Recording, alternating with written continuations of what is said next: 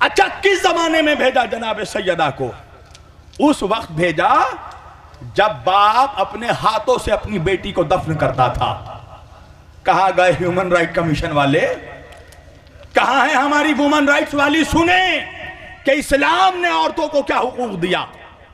آج جو یہ کہا جاتا ہے کہ اسلام عورت کو پابندی لگاتا ہے، دیکھو اسلام نے حقوق کیا دیا ہے، رائٹس کیا دیا ہے اسلام نے۔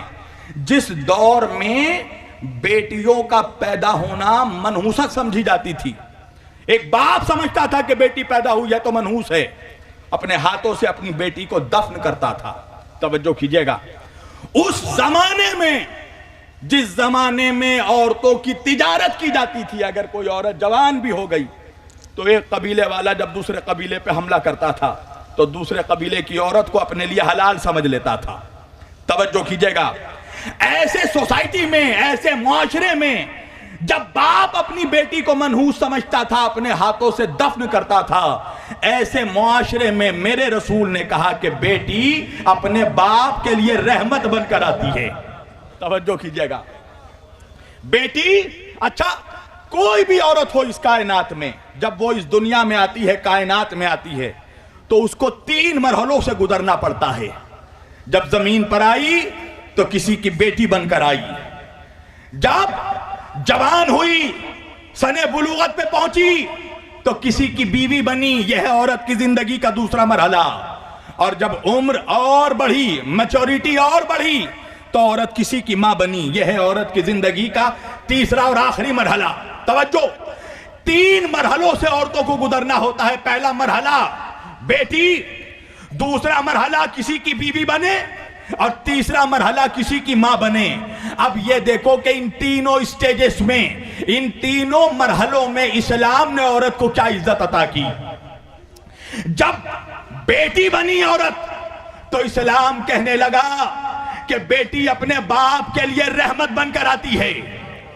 جب وہ بیوی بنی تو اسلام کہنے لگا بیوی اپنے شوہر کا آدھا ایمان ہوتی ہے۔ جس نے نکاح کیا اس نے اپنا آدھا ایمان بچا لیا۔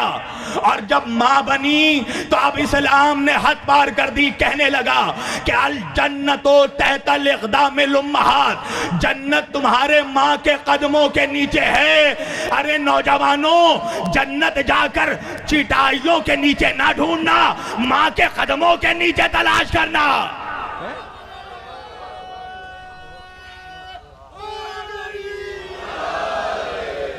جنت تیری ماں کے قدموں کے نیچے ہے۔ اللہ نے نہیں کہا کہ جنت کو ہم نے وہاں رکھا، یہاں تک نہیں کہا کہ جنت کو ہم نے مسجد کے فرش پر رکھا۔ اللہ کہہ رہا جنت تیری ماں کے قدموں کے نیچے ہے۔ مطلب کیا ہے؟ پہلے ماں کو راضی کر، پھر خدا کو راضی کرنا۔ اگر ماں ناراض ہے، سجدوں پر سجدوں کے انبار لے کر محشر میں جا، خدا تیرے سجدوں کو تیرے منہ پر مار دے گا۔ اس لیے کہ رب ارحمہما کما ربیانی صغیرا، اللہ نے والدین کو رب صغیر قرار دے دیا۔ تو عورت جب ماں بنی تو اسلام نے یہ عزت دی کہ ماں، بیٹی بنی تو اسلام نے یہ عزت دی کہ بیٹی باپ کے لیے رحمت ہے۔ جب بیوی بنی تو شوہر کا آدھا ایمان بنا دیا، اور جب ماں بنی تو اولاد کی جنت کو ماں کے قدموں کے نیچے رکھ دیا۔ اب توجہ کرنا عزیزان گرامی، کائنات کی ساری عورتیں ایک طرف، عظمت جناب سیدہ ایک طرف، کائنات کی کوئی عورت مل کر بھی زہرا کا مقابلہ نہیں کر سکتی، چاہے مریم ہو، چاہے حوا ہو، چاہے آسیہ ہو، چاہے ہاجرہ ہو۔ اس لیے کہ فاطمہ وہ عورت ہے کہ جب بیٹی بنتی ہے تو اس کی رحمت بن کر آتی ہے جو جہان کے لیے رحمت بن کر آیا۔ اللہ اکبر، جب بیٹی بن کر آئی تو اس کی رحمت بن گئی جو کائنات کے لیے رحمت بن کر آیا۔ جب بیوی بنی تو اس کا آدھا ایمان بنی جو خود کل ایمان تھا، اور جب ماں بنی تو ان کی جنتوں کو اپنے قدموں کے نیچے رکھا کہ جو خود جنت کے سردار تھے۔ ایک صلوات پڑھیں محمد و آل محمد پر، جو خود جنت کے سردار، اللہ اکبر، جو خود سیدہ شباب اہل الجنہ، تو جنت کے سرداروں کی جنت جس کے قدموں کے نیچے ہو، اس بی بی کو زہرا کہتے ہیں۔ کیا عظمت ہے اس بی بی کا کہ جس کو دیکھ کر رسالت کھڑی ہو جاتی ہو۔ علامہ اقبال کہتے ہیں کیا عالم نسواں میں ملتی ہے مثال اس کی، تعظیم کو باپ اٹھے بیٹی کی یہ عظمت ہے، بیٹی ہے پیمبر کی ماں 11 اماموں کی، اس عطر نبوت میں خوشبو ولایت ہے، اور جس شان کی بیوی تھی ویسا ہی ملا شوہر، ایک ملکہ عصمت ہے، ایک شاہ امامت ہے۔ جس کے لیے نبوت کھڑی ہو رہی ہو اسے زہرا کہتے ہیں۔ توجہ کیجئے گا، کائنات میں کوئی نہیں جو مثل سیدہ ہو سکے۔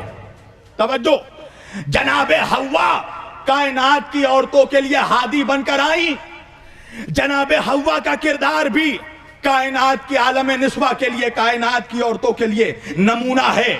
جناب ہاجرہ، جناب سارہ، جناب آسیہ، جناب مریم کا کردار بھی کائنات کی عورتوں کے لیے اسوہ حسنہ ہے، نمونہ عمل ہے، مگر جناب حوا سے لے کر جناب مریم تک یہ جتنی عورتیں آئی ہیں، جتنی بزرگ ترین بیویاں آئی ہیں، یہ عورتوں کے کسی نہ کسی ایک مرحلے کے لیے تو ہادی ہیں، مگر دوسرے مرحلے کے لیے ہادی نہیں ہیں۔ توجہ کیجئے گا، دلیل کیا ہے؟ اگر عورتوں کو یہ سیکھنا ہے کہ ماں کیسے بنا جائے تو یہ تو حوا سے سیکھ سکتی ہیں، مگر بیٹی کیسا بنا جائے یہ حوا کے کردار سے نہیں سیکھ سکتی۔ اس لیے کہ زمانے میں حوا ماں بن کر تو آئی، بیٹی بن کر نہیں آئی۔ اللہ جانے یہ مجمع کہاں ہے بھائی؟ جناب مریم کے کردار سے ماں بننا تو سیکھا جا سکتا ہے، ماں بننا سیکھا جا سکتا ہے، بیٹی بننا سیکھا جا سکتا ہے، مگر بیوی بننا نہیں سیکھا جا سکتا، اس لیے کہ مریم کی شادی ہی نہیں ہوئی، مریم کا کوئی شوہر ہی نہیں ہے۔ توجہ کیجئے گا، جناب آسیہ سے ہم اچھی ماں بننا عورتیں سیکھ تو سکتی ہیں، مگر کیسے اچھی بیوی بنا جائے یہ نہیں سیکھ سکتی، اس لیے کہ شوہر فرعون جیسا ہے۔ اللہ جانے مجمع کہاں ہے؟ تو کائنات میں وہ واحد ذات ہے سیدہ، کہ اگر ماں بننا ہے تو سیدہ سے سیکھو، بیٹی بننا ہے تو سیدہ سے سیکھو، بیوی بننا ہے تو فاطمہ سے سیکھو۔